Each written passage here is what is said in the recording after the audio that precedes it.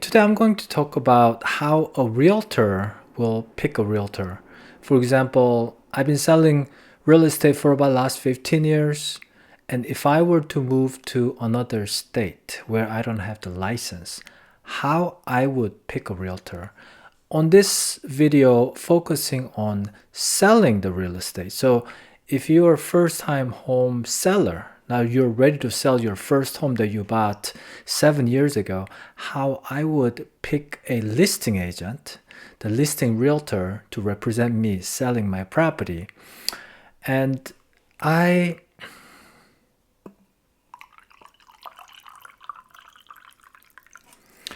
Welcome back to Shawn Realty Show. So I just have some afternoon coffee here. There are two parts. One is the skill. The other one is the hard one. This is like ethical part, ethics and caring part. And I'll try to break down the skills first. There's about 6 different skills that a good listing agent should have that I would hire as a realtor. And the ethics part is, I'll try to explain as best as I could. But hopefully after you watching this video, it will give you a good idea on how to find that right agent so that you can make the most profit and easier sale for your next move. Again, welcome back to Shawn Realty Show. My name is Shawn Yu, selling since 2008 in Portland, Oregon. Anything and everything about Oregon real estate. So let's talk about the easy part first, which is the skills. The first skill that listing agent should have is home pricing. Now the home pricing, you'll be surprised to see everybody's prices differently, and who can actually price within the time frame that you want to sell. So for example, if you want to sell within a week, because you understand that the first week you get the best offers. If you understand that, how do you price it so well that is so competitive, so compelling to the buyers, they're going to just make offers. You as a seller, the best case scenario is multiple offers, because the more buyers want the property, it will boost up the price and you get more return basically, right? And if you talk to like 3 realtors, they're going to price it all differently. And some agents, let me put it this way, if I say this, I get in trouble with the real estate board. Some realtors will overlook possibly of the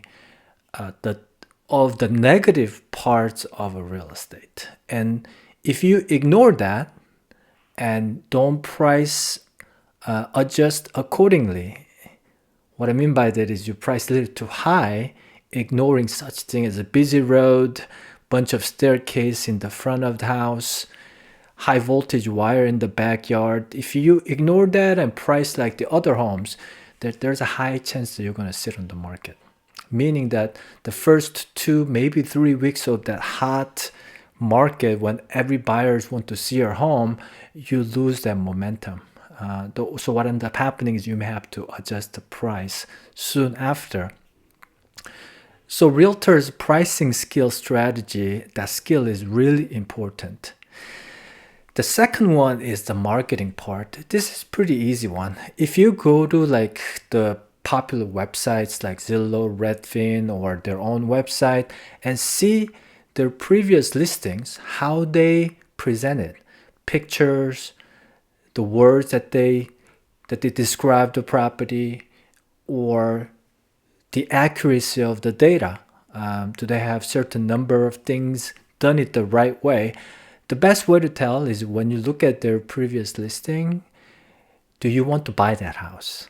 That's a good indicator. If you feel like, oh yeah, they actually represent the property really well, I want to take a look at that house at least, or I want to make an offer, I want to buy that house. That's the buyer's emotion that you feel, that other buyers will feel when they see your property listed with this listing agent. So that's a great way to check. to see how a realtor's marketing skill is. The third one is the local knowledge. Now this one, it depends on the city size. So for example, Portland, Oregon, me as a Portland, Oregon agent, I believe that I can pull any kind of market data pretty accurately if I spend about 20 to 30 minutes pulling some comps, looking at some surroundings of that property. I can comfortably price well and have the local knowledge within about 30-minute driving distance from where I am. That's how I feel. Some agents may feel differently.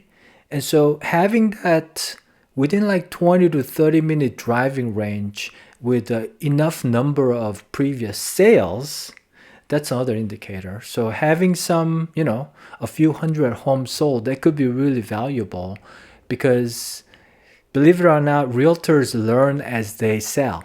So if you hire a brand new agent, they only sold like 10 homes, they may not have experienced all the things, ins and outs, knowns and unknowns to serve you well.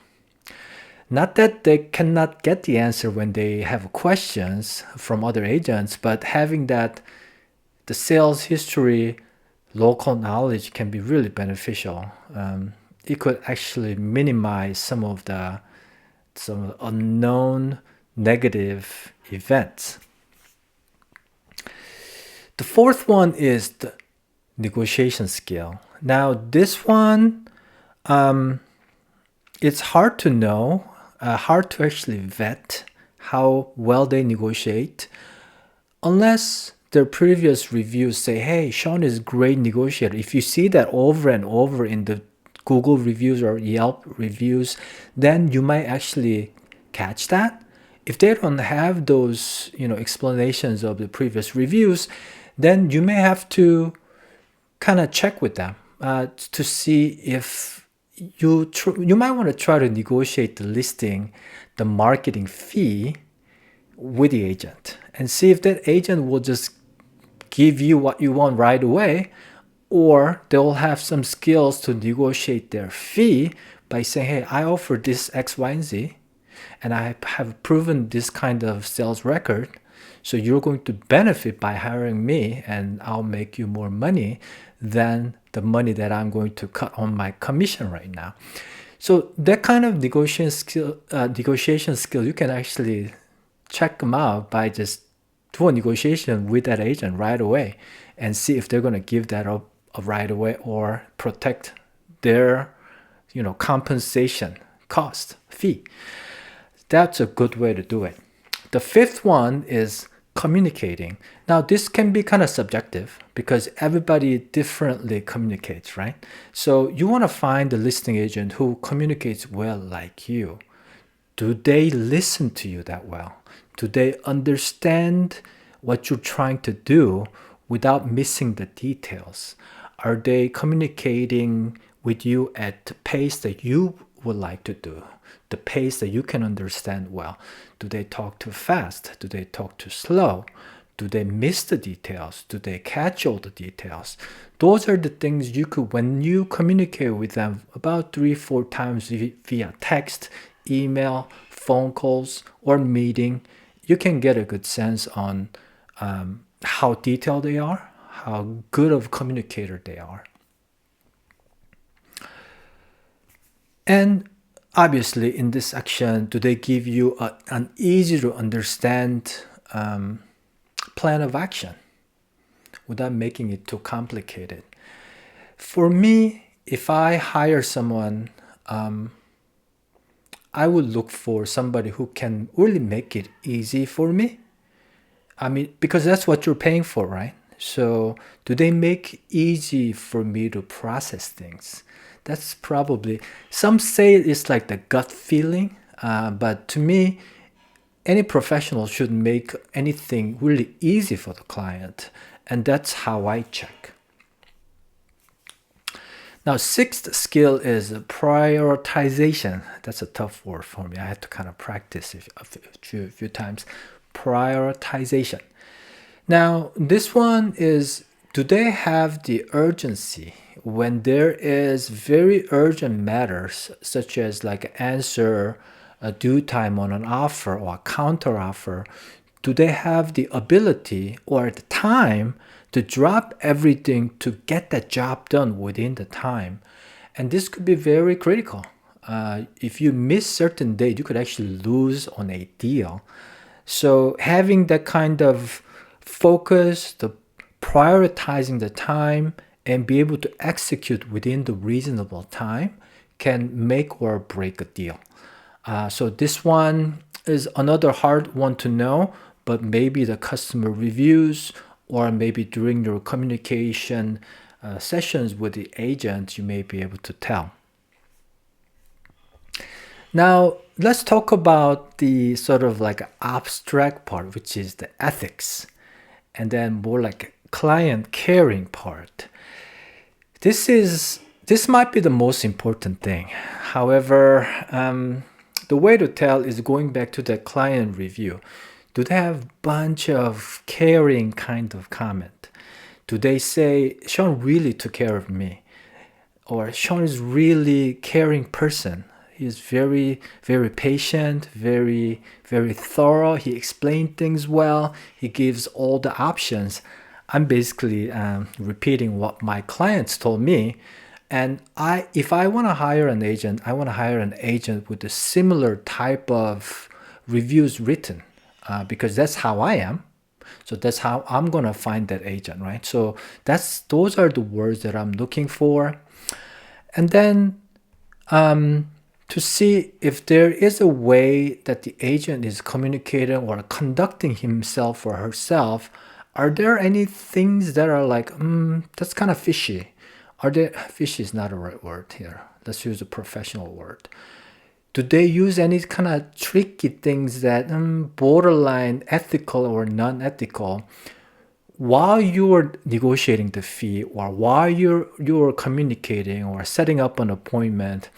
If they try to make a shortcut type of thing, sometimes you can catch that and you can kind of have the flags. Oh, that's kind of, I'm not sure if I want my agent to represent me in that sense. So that's a good indicator. Again, this isn't a black and white type of thing. Everybody's different. But when it comes to ethics, doing the right thing, that priority is really important.